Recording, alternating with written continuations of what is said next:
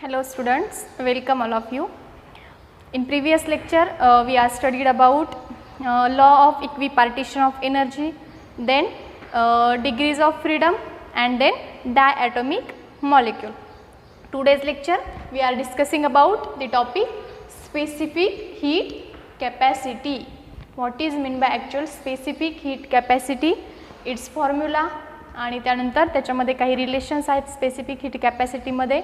त्याला आपण मी कालच सांगितलं होतं मेयर्स रिलेशन, ते आपल्याला आज बघायचं आहे. आणि त्यानंतर या स्पेसिफिक हीट कॅपॅसिटीवर काही एक्झाम्पल्स आहेत ते आपल्याला सॉल्व करून घ्यायचे. Okay, first of all definition. What is mean by specific heat capacity.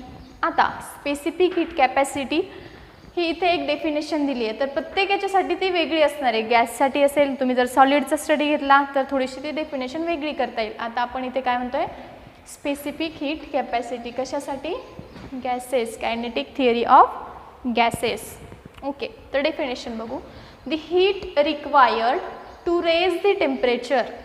बघा कोणत्या कोणत्या क्वांटिटी येतात, हीट आली म्हणजे इथे काय ना टेम्परेचर येणार. Heat required to raise the temperature of the unit mass of a given substance by a given amount.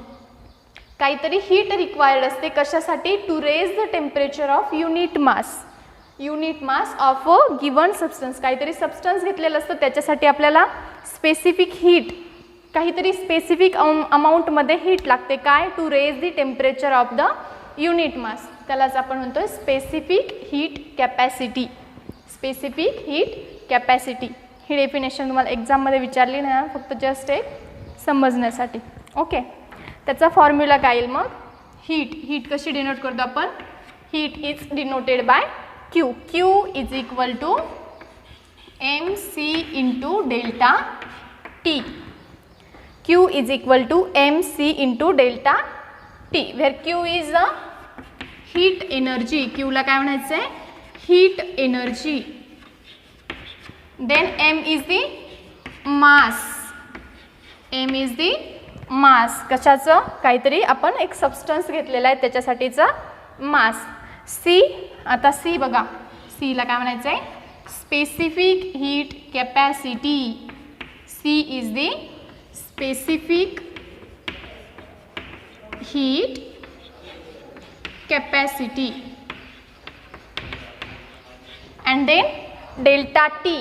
Delta T, इथे जर डेल्टा असेल तर आपण काय म्हणतो, स्मॉल चेंज आणि पुढे काय, temperature. That is small change in temperature. काय म्हणता येईल मग, delta T is the small change in temperature. This is the formula for specific heat capacity. Q is equal to M C into delta T and the definition is here. Okay, next आपण बघणार आहे Myers relation. Mayer's relation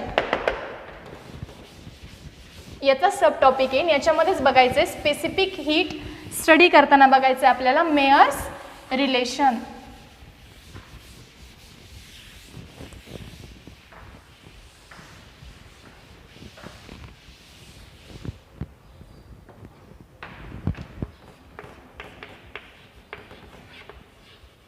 Mayer's relation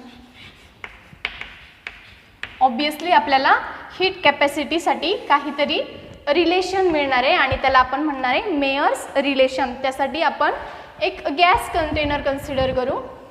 gas container, suppose this is a gas container having number of gas molecules within it. आणि आपण इथे एक आता piston consider करूया. याला कशाने एन्क्लोज केलेलं आहे, suppose we are considering a gas container which is enclosed by the पिस्टनने एन्क्लोज केलेला आहे. ओके, आणि त्याच्यामध्ये नंबर ऑफ गॅस मॉलिक्युल्स आहेत. ठीक आहे, आता let's considering a 1 mole of gas. काय कन्सिडर करायचं आहे, 1 मोल ऑफ गॅस. आपल्याला माहिती 1 मोल ऑफ गॅसची व्हॅल्यू काय, 1 मोल, नंबर ऑफ मोल्स कॅल्क्युलेट केला त्याच्यामध्ये आपण 1 मोलसाठी व्हॅल्यू काय म्हणू शकतो, 6.02. ॲव्होगाड्रो नंबरच्या फॉर्ममध्ये मग काय येईल ती 6.023 इंटू 10⁻23. इथे काय कन्सिडर केलं आहे, 1 mole of gas.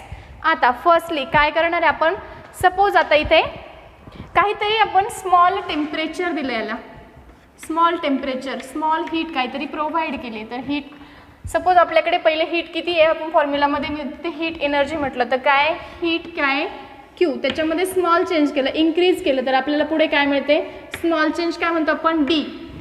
D Q एवढी हीट आपण ह्या कंटेनरला दिली. Okay, small change in heat म्हणजे ती काय डी क्यू. त्यानंतर काय होईल, आता याला जर हीट दिली तर काय होईल, हा पिस्टन कसा आहे आपण फिक्स्ड केलेला आहे इथे बरोबर, हा फिक्स्ड केलेला आहे. बट आता इथे केस काय कन्सिडर करायची आहे, constant volume. Volume is constant. Volume कसा कन्सिडर करायचा आहे कॉन्स्टंट. आता जर आपण इथे हीट देतोय काहीतरी, ऑब्विसली इथली इंटरनल एनर्जी चेंज होणार आहे. सपोज मी जर इंटरनल एनर्जी याला ई म्हणते, internal energy denoted by E, तर याच्यामध्ये काहीतरी ह्या कंटेनरमध्ये जर हीट दिली आहे तर इंटरनल एनर्जी काहीतरी चेंज होणार आहे. मग E changes by D E. Okay, हे काय झालं चेंज इन हीट एनर्जी. नंतर काय होते त्यातली इंटरनल एनर्जी चेंज होते. व्हॉल्यूम हा कॉन्स्टंट आहे.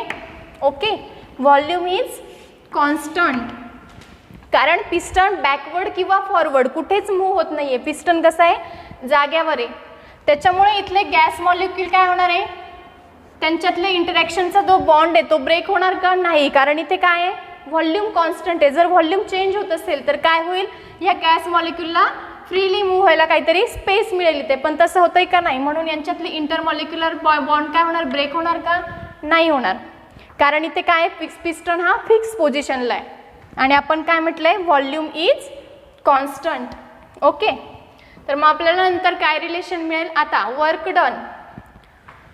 जर इथे पिस्टन मूव्ह होत नाहीये बरोबर, पिस्टन मूव्ह होत नाहीये, व्हॉल्यूम पण जसाच्या तसं राहतोय कॉन्स्टंट राहतोय, वर्क परफॉर्म होतोय का इथे काहीच वर्क परफॉर्म होणार नाही.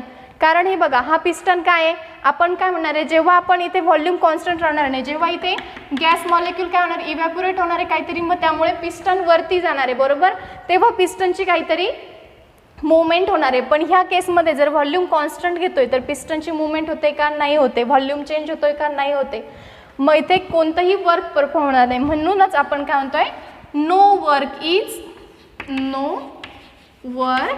इज डन, काहीच वर्क होत नाही, no work is done in this case if volume is constant. मग काय मिळेल आपल्याला, हीट एनर्जीचं रिलेशन कसं म्हणता येईल, D Q is equal to heat energy जर चेंज होत असेल तर काय होते चेंज इन इंटरनल एनर्जी. कशामुळे change in temperature, change in temperature बरोबर. हीट एनर्जी प्रोव्हाइड करतोय, कंटेनरमधली इंटरनल एनर्जी चेंज होते कशामुळे टेम्परेचर चेंजेसमुळे आणि ॲट कॉन्स्टंट व्हॉल्यूम. केस काय कन्सिडर केले, सिन्स व्हॉल्यूम इज कॉन्स्टंट. मग काय रिलेशन मिळत आहे, D Q is equal to D E is equal to C V into D T, where say this is equation number 1 where CV is the molar specific heat. Molar का म्हटलंय आपण, और one molecule, molar specific heat of the gas at constant काय at constant volume, at constant volume. Okay, at constant CV is the, हे एक relation मिळालं आपल्याला, DQ is equal to DE is equal to CV into DT, where CV is the molar specific heat of the gas at constant volume. आता next काय consider करायचं आहे,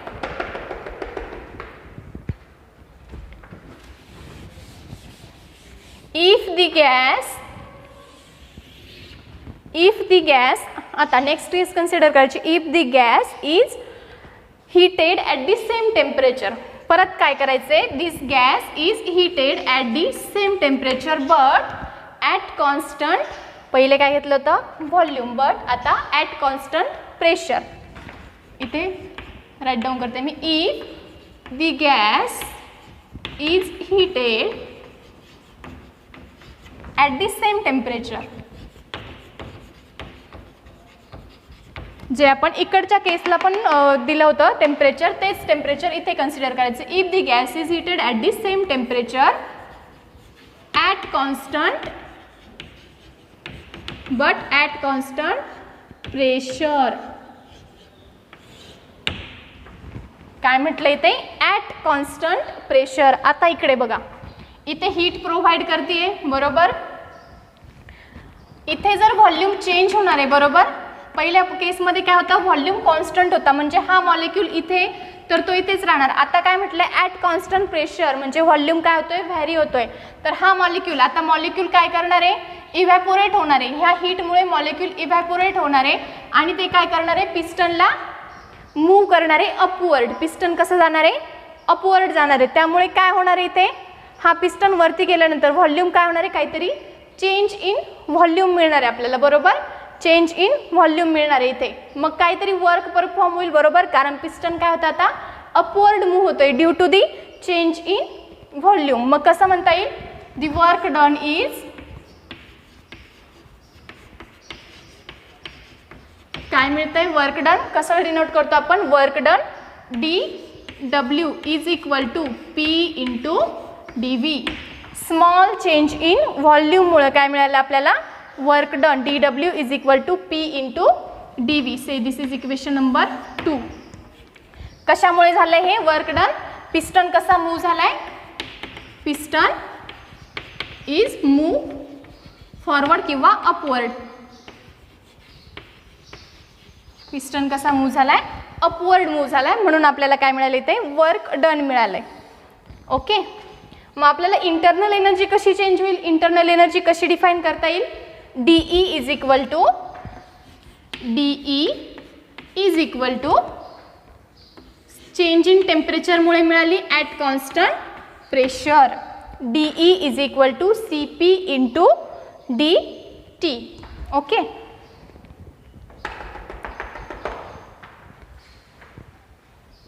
हे relation बघा, याला DQ1 म्हणा, कारण आपण पहिल्यांदा टेम्परेचर प्रोव्हाइड केलं आहे गॅस कंटेनरला, तेव्हा आपल्याला DQ1 is equal to DE is equal to CV DT मिळाले. त्याच फॉर्ममध्ये आपण इकडचं इक्वेशन लिहू. मग काय लिहिता येईल, आता इथे येईल DQ2, इकडे DQ1 होता, अगेन सेम टेम्परेचर प्रोव्हाइड केलं, DQ2 मिळालं is equal to change in internal energy.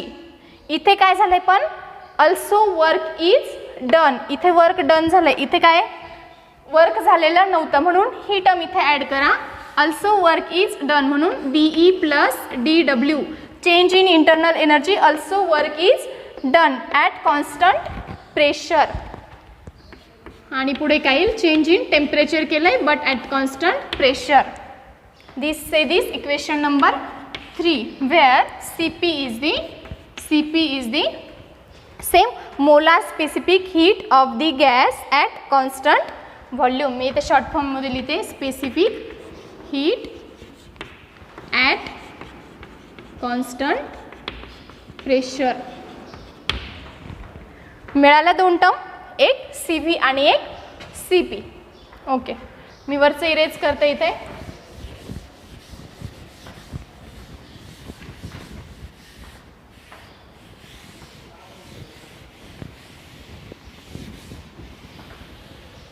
आता इक्वेशन नंबर 1 बघा, इक्वेशन नंबर 1 बघा, DE is equal to CV into DT. Equation 1 मध्ये काय मिळालं आपल्याला, DE is equal to CV into DT. आणि इकडे बघा, DE plus DW is equal to CP into DT. इथे पण DE आहे, इथे पण DE आहे, इथे DE ची व्हॅल्यू किती आहे, CV इंटू DT. काय मिळाले, CV इंटू DT. ते इथे पुट करा, म्हणून म्हणता येईल from equation 1 equation 3 becomes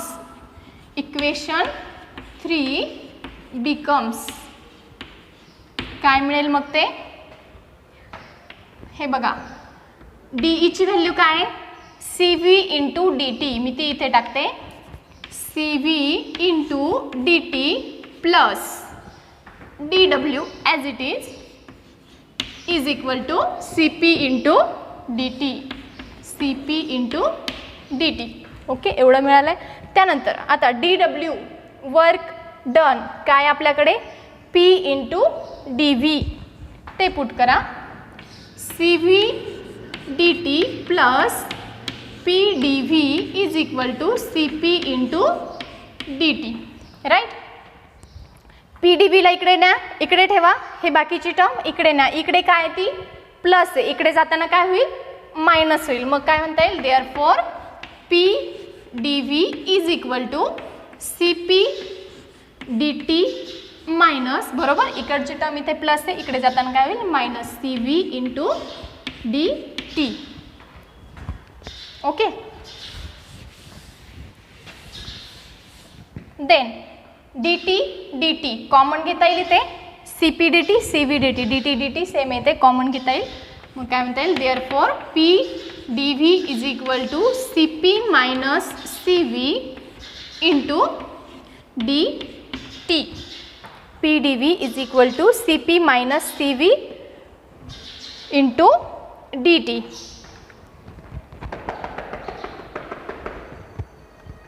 say this is equation number 4. Okay, आता आयडियल गॅस इक्वेशन रिमेंबर करा, काय आहे ideal gas equation, P V is equal to N R T, this is the ideal gas equation. But आपण सुरुवातीलाच जेव्हा काय म्हटलं तो for 1 mole of the gas. आता P V is equal to ideal gas equation काय, P V is equal to N R T, but for 1 mole of the gas म्हणजेच काय येईल, एन इज इक्वल टू 1. तर ideal gas equation कसं लिहिता येईल मग, एन इज इक्वल टू 1 असेल तर P V is equal to R T. मग इथे काय म्हणता येईल, for therefore for 1 mole of gas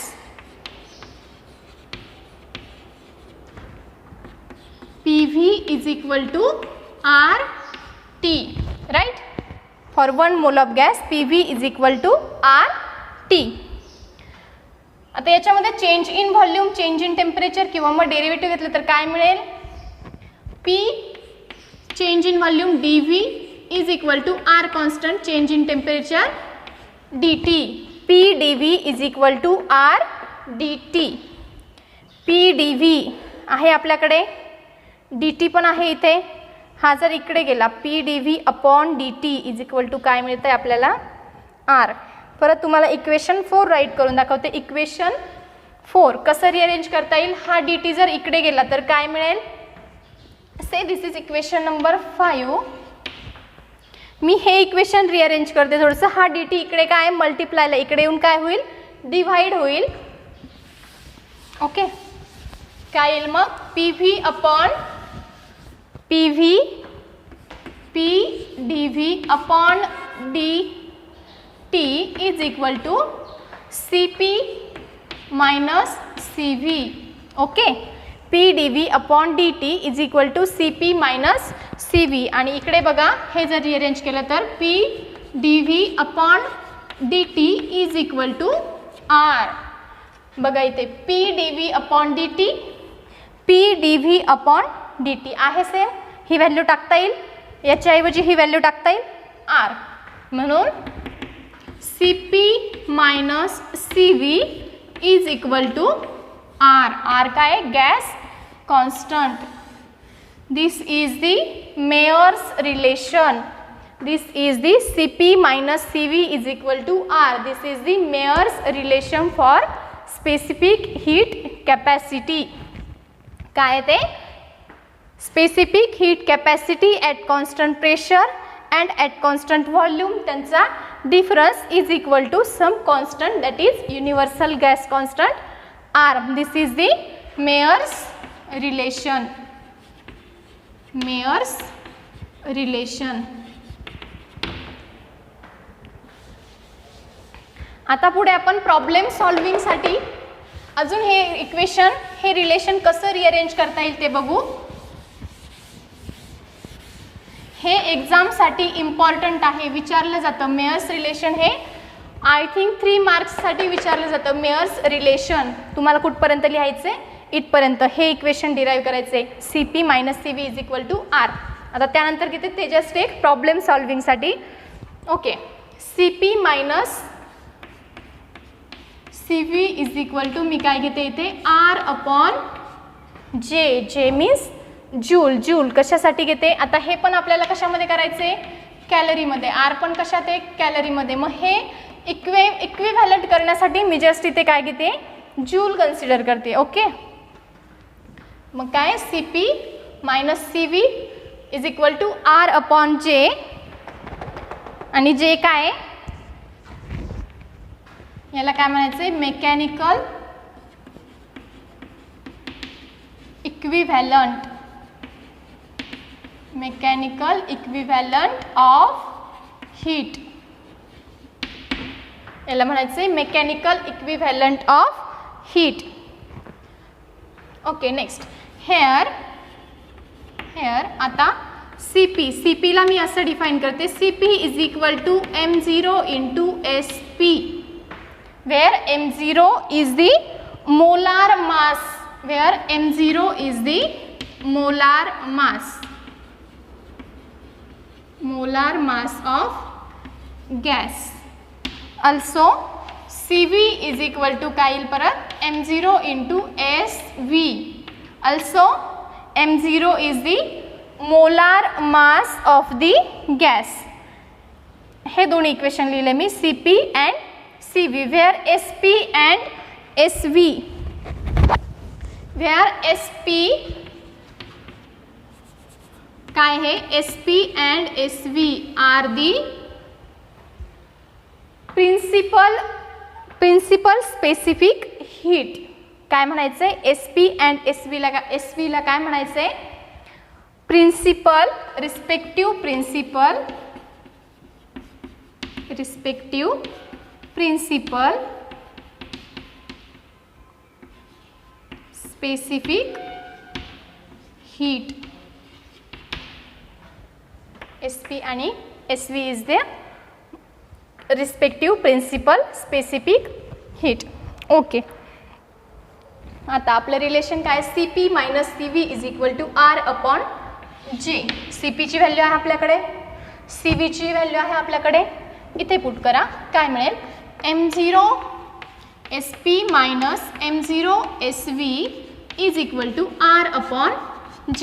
m0 same common काढता येईल, m0 SP - SV = R/J. And final therefore m0 इकडे मल्टिप्लाय, इकडे जाताना काय होईल, डिवाइड होईल. मग काय येईल, SP - SV = R/m0 × J. हे कशासाठी रिलेशन आहे, respective principal specific heat at constant pressure at constant volume, त्यांचा डिफरन्स आहे. आणि = काय मिळते आपल्याला, R/m0 × J. हे तुम्हाला प्रॉब्लेम सॉल्विंगसाठी यूज होईल दिस रिलेशन. ओके, आपण आता 1-2 एक्झाम्पल बघणार आहे स्पेसिफिक हीट कॅपॅसिटीसाठी. Okay, the example is in front of you. काय ते आपण एकदा रीड करू.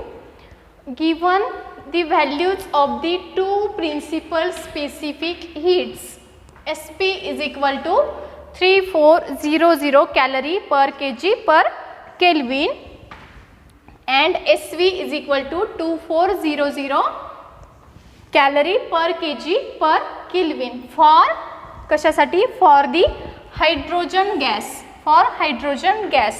And find the value of J if universal gas constant is R = value दिली. सोल्युशन बघू. सोल्युशन, गिवन डेटा काय आपल्याकडे, पहिले बघा, SP = 3400 calorie per kg per kelvin. Second one, SV = 2400 calorie per kg per kelvin. आता काय सांगितलंय, for the hydrogen gas, कशासाठी, for the hydrogen gas H2 gas. आणि आपल्याला फॉर्म्युला काय आपल्याकडे याच्यासाठी, मी आधी फॉर्म्युला सांगते. फॉर्म्युला काय आपल्यासाठी, काय फाइंड करायचं आहे, जे आपण आत्ताच मेयर्स रिलेशन नंतर अजून एक इक्वेशन पाहिलं होतं, ज्याला मी म्हटलं होतं तुम्हाला प्रॉब्लेमसाठी यूज होईल. ते काय होतं, SP minus SV is equal to R upon M0 into J.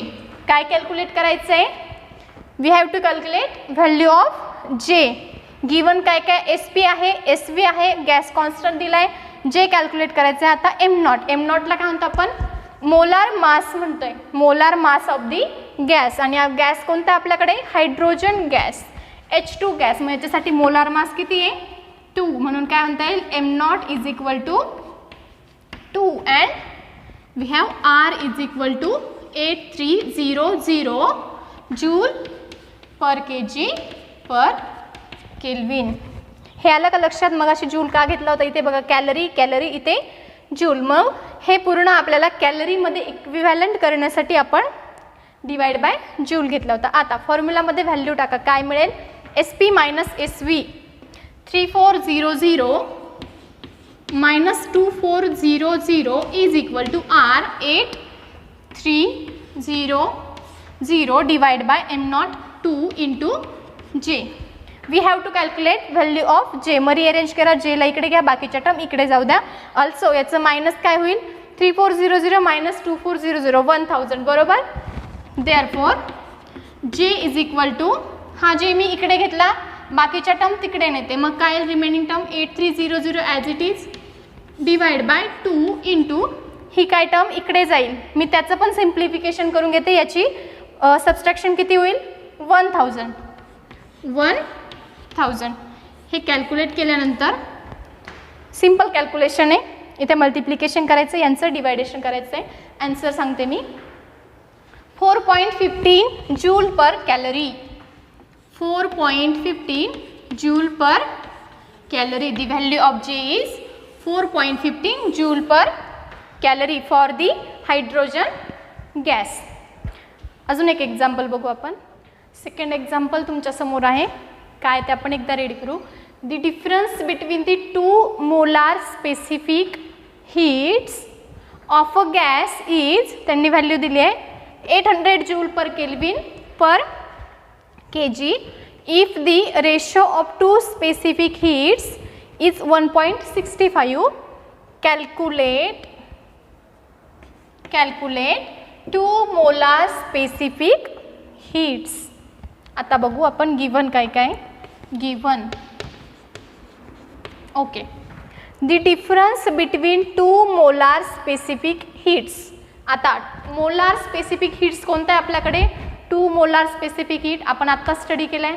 CP and CV ह्या काय आपल्याकडे 2 मोलार स्पेसिफिक हीट. आणि त्यांनी काय म्हटलं आहे, the difference between 2 molar specific heat, त्यांच्यातला डिफरन्स म्हणजे काय येईल मग, CP आणि CV ह्या 2 मोलार स्पेसिफिक हीट आहे आपल्याकडे, बरोबर. त्यांनी काय सांगितलं, डिफरन्स बिटवीन दी 2 मोलार म्हणजे याच्यातला डिफरन्स, आणि तो किती दिलाय, is 8000 joule per kg per kelvin. Next, if the ratio of 2 specific heat is 1.65. काय म्हटले परत, the ratio of 2 molar specific heat right is किती आहे, 1.65. एवढ्या गिवन क्वांटिटीज आहेत.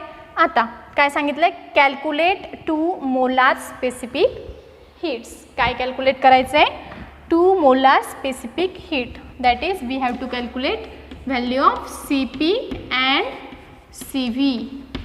ओके, आता बघू आपण. CP upon CV is equal to 1.65. हा इथे काय डिवायडेशनला आहे, हा इकडे गेला तर आपल्याला CP ची व्हॅल्यू मिळेल. देअरफॉर हे कसं रिअरेंज करता येईल, CP is equal to 1.65 into CV. म्हणजेच आपल्याला CP ची काहीतरी व्हॅल्यू मिळाली. In the form of CV. ती काय CP is equal to 1.65 CV. ही एवढी व्हॅल्यू जी मिळाली आहे ती ह्या इक्वेशनमध्ये टाका. CPची जी व्हॅल्यू मिळाली आहे 1.65 CV ती याच्यामध्ये टाका. ह्या इक्वेशनमध्ये काय मिळेल बघा. CP is equal to 1.65 CV, बाकीचं ॲज इट इज लिहा, minus CV is equal to 8000. Okay. 1.65 minus 1 किती? 0.65 CV is equal to 8000. CV इथेच ठेवा, हे इकडे न्या. काय मिळेल? CV is equal to 8000 upon 0.65. हे कॅल्क्युलेट केलं तर CV मिळेल. CV इज इक्वल टू, मी आन्सर सांगते, 12307.69 joule per kg per Kelvin. This is the value of specific heat at constant volume. एकासाठी व्हॅल्यू मिळाली आहे. आता दुसऱ्यासाठी काढायची. जर आपल्याला CV मिळाला आहे तर तो इथे पुट करा. CV मिळाला बरोबर, CVची व्हॅल्यू मिळाली. आता राहिली काय? CPची व्हॅल्यू. हा CV जो मिळाला तो इथे पुट करा. मग काय येईल? Therefore CP is equal to 1.65 into 12307.69. एवढं कॅल्क्युलेशन केलं तर CPची व्हॅल्यू मिळेल is equal to 20307.69 joule per kg per Kelvin. This is the value of 2 molar specific heat, that is at constant volume and at constant pressure. मिळालं? at constant pressure and at constant volume. Okay, thank you.